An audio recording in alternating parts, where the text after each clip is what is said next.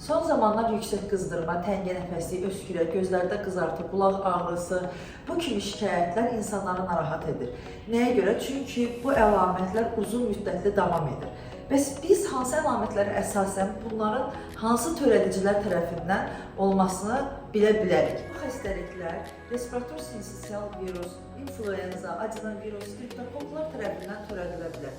Bəs hansı əlamətlərə görə bu törədiciləri ayırd edə bilərik? Gəlin öyrənək. Adenovirusda burun axıntısı müşahidə olunur. Ən çox nəzərə çarpan əlamət göz qızartısı, konjunktivit olur. Qızdırma yüksək, bəzən isə ishal müşahidə oluna bilər. Adətən 7-10 gün çəkir, bu zaman antibiotika ehtiyac yoxdur. Respirator sinsitial virus əsasən burada öskürəyin davamlı olması, təngə nəfəslik, xırınsın müşahidə olunur. Bronxolitlə ağırlaşma, qızdırma hər zaman olmur, xüsusilə körpələr üçün çox təhlükəlidir. İnfluenza qəfil başlayır, bu zaman yüksək qızdırma və davamlı olur.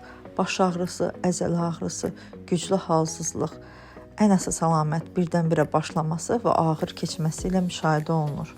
Bakterial mənşəli yuxarı tənəffüs yollarının xəstəliyi olduqda, xüsusilə streptokok anginası zamanı yüksək qızdırma, şiddətli boğaz ağrısı, irinli badamcıqlar müşahidə olunur və adətən burun axıntısı olmur. Buradakı əsas müalicə təbii antibiotik vasitəsilə olur. Beləliklə, hər bir xəstəliyin öz törədicisi və əlamətləri var. Lakin unutmayın, hər bir xəstəlik ağırlaşa bilər və buna görə də mütləq həkimə müraciət etmək lazımdır.